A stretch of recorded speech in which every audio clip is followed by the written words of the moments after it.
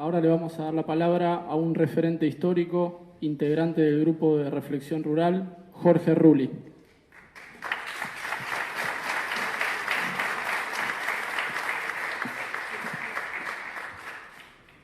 Bueno, gracias. Buenas tardes a todos. Agradezco a mi amigo Pino y a la comisión por esta invitación que me honra. Y quiero comenzar diciendo que a lo largo de los últimos 20 años, por lo menos, los grupos ecologistas y los grupos de ecoteología también, conscientes del pavoroso camino que había tomado el mundo con rumbo seguro de colisión, en el cual estamos, muchas veces soñamos, muchas veces aspiramos que una palabra ética, si era posible de un referente religioso, tratara de ponerle freno a la locura de los psicópatas que gobiernan el mundo. El primer documento de Bartolomé nos alentó en esa esperanza, pero no tenía detrás la fuerza suficiente. Seguimos alentando esa esperanza hasta que esta encíclica realmente llegó a nosotros y nos sorprendió con su fuerza y de hecho ya vemos cómo en el mundo ha despertado una cantidad de acontecimientos impresionantes, como los de Obama en estos días, como las expectativas que hay sobre la cumbre próxima de cambio climático. Yo estuve en varias de las otras y fueron desastrosas, y siempre terminamos perdiendo y siendo golpeados por la policía, siempre. Y además se anticipan fuertes movimientos en China para responder de alguna manera a esta expectativa global que se ha creado. Digo esto porque voy a marcar también algunas cuestiones quizá negativas, pero me parece que siempre son en este marco importantísimo de una encíclica que, por ser heredera de aquellas cartas a los apóstoles, es una orientación eclesial. Esta particularmente es una encíclica política. Me sorprendió en medio de la militancia ver las resistencias que había para considerarla de esta manera y para celebrar la oportunidad que nos daba para iniciar una nueva etapa donde la esperanza de que el mundo no finalizara en catástrofe nos alentara.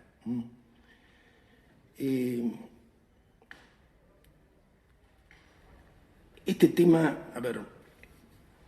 la grandeza de la encíclica, entonces, a mí me parece que es una de las primeras cosas que habría que recordar y que enfatizar, ¿no? La posibilidad de que de pronto, desde una autoridad moral, se digan una cantidad de cosas y que tengan la resonancia que las miles de voces que aunábamos no teníamos, ¿no? Y que además establezca hasta en los pequeños actos de la vida una disciplina posible para que acordemos con la gran estrategia de la supervivencia, ¿no? Lo que sorprende es la sordera argentina. Muchas veces en estas últimas semanas me he dicho qué mal debemos de estar para que no haya un intendente que tome esta encíclica para hacer lo que propone, que son temas sencillos: separar la basura, reforestar. ¿Por qué no lo hacen? ¿Por qué ese empeño suicida, psicópata, ¿no? Sorprende también en la propia Iglesia argentina. Yo creo que ha habido un silencio muy fuerte, ¿no? Muy fuerte, que nos ha preocupado. Desde algunas páginas ecuménicas hemos tratado de hacer lo posible, hemos alentado a algunas conferencias, a alguna difusión, pero nos llama la atención que la primera vez que se presenta la encíclica sea en un lugar del Gran La Plata, ¿no? En una parroquia pequeña. Después hubo otras presentaciones, pero de todas maneras es como que cuesta hacerse cargo del peso de esta encíclica, ¿no? Esta es una observación. A mí me parece que hay aspectos de una grandeza muy, muy fuerte que habría que enfatizarla. Hay una crítica a la modernidad que es muy oportuna para las cosas que están pasando en el mundo, ¿no? Hay un abuso del derecho humanismo que subleva, porque también es un olvido de los deberes que tuvimos como sociedad, y las relaciones afectivas que nos ataban en otra época, ¿no? Y que ahora parece que hubiera que ir a reclamarlo como un derecho que alguien nos cede. Pero bueno, hay una crítica a la modernidad importante en algunos puntos como el 78, el 116. Hay una combinación de lo ecológico con lo social que muchas veces en la Argentina se nos reprochó. Lo social y lo ecológico están absolutamente ligados. Nunca imaginamos una ecología sin el cambio social, ¿no? Y en este caso hasta se habla de que los daños en la ecología son nada más que el reflejo del malestar interior del hombre. Claro que sí, ese es el problema. Es muy fuerte que lo diga el Papa. Y después hay varios capítulos como el 107, el 108 dedicados a la tecnociencia que a mí me parece que son imperdibles. Son, en una charla que di en Rosario hace una semana, me atreví a decir que eran casi subversivos, al menos para la sociedad argentina. El modo en que la ciencia ha dejado de serlo, para ser un discurso más. El modo en que la ciencia se ha hecho empresarial, que se ha mezclado con la tecnología para hacer una tecnociencia que está en todas las instituciones y universidades argentinas manejada por la financiación, hasta el punto que no podemos creer nada, prácticamente nada de lo que dicen nuestros científicos, sin investigar antes quién está detrás y quién financió, quién becó. La tecnociencia que nos lleva a que la política también se haya transformado en la tecnopolítica, ¿no? Yo aprovecho para rendir un pequeño homenaje a Oscar del Barco, un filósofo cordobés que ha buscado el autoexilio, pero que nos ha hablado mucho de esto, de cómo se ha desvirtuado la política, ¿no? Por supuesto, yo quiero aprovechar este momento para expresar también que hay algunas minusvalías, en mi parecer, en el parecer del grupo al que pertenezco, al grupo de reflexión rural, algunas minusvalías en la encíclica que no son importantes ante su grandiosidad quizá, pero que son parte de una forma de ser argentina. Yo creo que los errores que podemos visualizar en la encíclica tienen que ver con que el Papa es argentino. O sea, es un problema nuestro, es un problema de las cosas que no vimos aquí y que no las vemos. Yo me acuerdo una vez cuando hablé a propósito de los crímenes de lesa humanidad, que mencionaba el fiscal, una vez le traté de hablar de esto al secretario de Derechos Humanos, a Eduardo Duhalde, del crimen de la sojización. Y me confesó que la mujer le daba milanesas de soja en la casa. Le dije, no hablemos más. ¿Qué vamos a hablar de los organismos genéticamente modificados? Esta es la situación general. ¿Qué puedo hablar con gente de izquierda que de pronto, como me pasó días pasados, me sugieran, ¿por qué no te encontrás con Grobo Copatel, que vas a encontrar muchísimas coincidencias con él? No entienden nada. Es decir, compañeros de una lucidez absoluta que me dicen la Argentina está en la vanguardia tecnológica porque inventamos el silo bolsa. Yo digo, ¿qué nos pasa a los argentinos, no? ¿Qué nos pasa? ¿Cuántas veces en el 2001, 2002, 2003 tratamos de hablar con referentes no solamente de la Iglesia Católica, sino de otras iglesias, acerca del peligro de darle una ingesta de soja transgénica a los niños? No hubo manera, nos decían, tenemos que llenar las panzas. Una expresión muy argentina. En fin, estas son algunas de las cuestiones.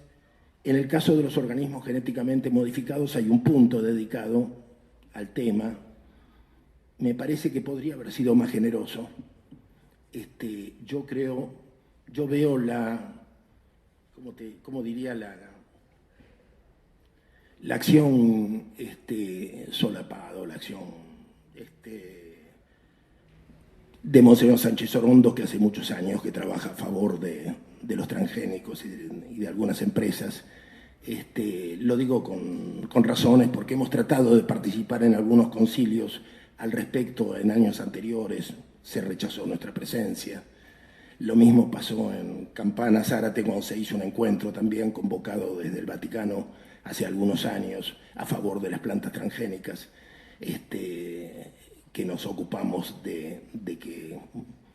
de que no pudiera realizarse con éxito, digamos así. Logramos que el obispo retirara, el obispo de Campana Zárate retirara el respaldo a ese encuentro en un hotel de Campana. En fin, hemos tratado de hacer lo posible, pero siempre reclamando un debate en paralelo a las acciones, reclamando un debate que hasta ahora no hemos tenido. Me parece, por ejemplo, hay aspectos donde la encíclica reconoce la tragedia de la agricultura a escala y el hambre de los pueblos, evidentemente, esta es una gran preocupación, pero es un interrogante que tenemos, la solución que ofrece son los organismos internacionales. Me parece que ahí entramos en un terreno difícil, ¿no?, que exigiría mucha reflexión y mucho debate entre nosotros, porque los que dirigen FAO son los hombres de Lula, ¿no? Y esto implica que FAO está en manos del progresismo. O sea, y el progresismo es una variable de la globalización en muchos de nuestros países. Y esto que estoy diciendo es muy fuerte porque para mí, por lo menos, el progresismo es el correlato del modelo extractivo contra el cual luchamos nosotros. O sea, el modelo extractivo, megaminero y de sojización compulsiva tiene un correlato que no es la derecha, es una cierta izquierda, ¿eh? Y lo que me parece que en la práctica política nuestro Papa ha optado por una cierta periferia del progresismo, que yo leyendo la encíclica veo en el punto 48 y 49, donde opta por la exclusión, ¿no? Me parece que es como que ahí se abre un interrogante, ¿no? Quizá, evidentemente que tiene mucha validez la postura de optar por los excluidos. Lo que pasa es que en nuestros países latinoamericanos, los excluidos, los agricultores familiares, los campesinos de Santiago del Estero, los cartoneros, son todos parte de este modelo. Son los que lo legitiman, esto es lo peor. Son los que legitiman el modelo instalado y en las elecciones, ahora que hay un clima preelectoral, están optando abiertamente, como en el caso de ayer de Jujuy, están optando abiertamente por las peores opciones, así abiertamente, quitándose la careta. Entonces es todo un tema ¿dónde está la alternativa, no? Es decir, ¿con quién juega el Papa? Me dicen, pero ¿dónde hay otra masa crítica? No sé. Algunos capítulos de la encíclica tienen el espíritu del peronismo de años anteriores, es evidente. En muchas de las prácticas del Papa también hay una práctica, evidentemente, que tiene que ver con un modo de conducir la política que hemos vivido en la Argentina y que aprendió en la Argentina seguramente. El tema, uno se pregunta, ¿estará tratando de desbordar al progresismo? ¿Será que no lo ve como lo vemos nosotros? No tuvimos la oportunidad de hablarlo. En estas famosas reuniones de organizaciones populares, por lo menos en la anterior intentamos estábamos en Roma, no se nos permitió participar. Es muy extraño. O sea, como que no es el antimodelo lo que atrae a estas políticas, sino la periferia del modelo. Bueno, es un interrogante, queda aquí. Yo creo que los debates van a ser inevitables en algún momento. De todas maneras, lo que se está gestando frente al progresismo no es fácil de generar, pero estamos avanzando en todos los países de América Latina, creando una opción que vuelva a retomar el concepto de revolución, que hoy la izquierda lo ha perdido. Fíjense que uno de los pocos hombres que habla de la revolución en la Argentina es Grobo Copatel, y habla de la revolución, del poder del conocimiento y de la revolución verde y de la revolución del conocimiento. ¿De qué está hablando? Es decir, en realidad tenemos que recuperar una serie de cuestiones que hemos perdido, de místicas que hemos perdido, y bueno, en este sentido yo reitero, más allá de las diferencias que tengamos con algunos procedimientos de la Iglesia, incluyo también fundamentalmente la doctrina de la coexistencia, que fue producto de las mesas de diálogo a las cuales nosotros criticamos con toda nuestra capacidad, también desde páginas católicas y ecuménicas, porque no estuvimos de acuerdo con eso, con que haya coexistencia entre los dos modelos. Y esto tiene que ver con la FAO, y tiene que ver con los desvaríos de la vía campesina a nivel internacional. Pero yo quería terminar con una frase del Último Llamado. Es un documento estremecedor que, en el espíritu de la encíclica del Papa Francisco, han emitido una cantidad de intelectuales europeos. Y dice, con esperanzas, dice: el siglo XXI será el siglo más decisivo de la historia de la humanidad. Supondrá una gran prueba para todas las culturas y sociedades y para la especie en su conjunto. Una prueba donde se dirimirá nuestra continuidad en la Tierra y la posibilidad de llamar humana a la vida que seamos capaces de organizar después. Tenemos ante nosotros el reto de una transformación de calibre análogo al de los grandes acontecimientos históricos como la Revolución Neolítica o la Revolución Industrial. Atención, la ventana de oportunidad se está cerrando, dicen.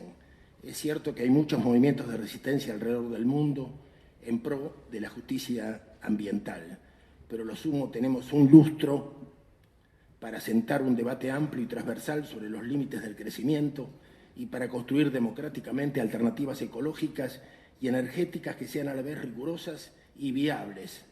Deberíamos ser capaces de ganar grandes mayorías para un cambio de modelo económico, energético, social y cultural. Además de combatir las injusticias originadas por el ejercicio de la dominación y la acumulación de riqueza, hablamos de un modelo que asuma la realidad, haga las paces con la naturaleza y posibilite la vida buena dentro de los límites ecológicos de la Tierra. Una civilización se acaba y hemos de construir otra nueva. Las consecuencias de no hacer nada o hacer demasiado poco nos llevan directamente al colapso social, económico y ecológico. Pero si empezamos hoy, todavía podemos ser las y los protagonistas de una sociedad solidaria, democrática y en paz con el planeta. En función de este documento, yo entiendo que hoy tenemos una voz referencial de un poder como nunca la hubo, en especial en la próxima cumbre de cambio climático, donde sería bueno que estemos todos aquellos que podamos para acompañar al Papa Francisco, para acompañar los cambios que se puedan lograr en esa reunión de todos los países, y para evitar esta catástrofe anunciada durante tantos años y que hoy tenemos la esperanza de que se disipe. Gracias.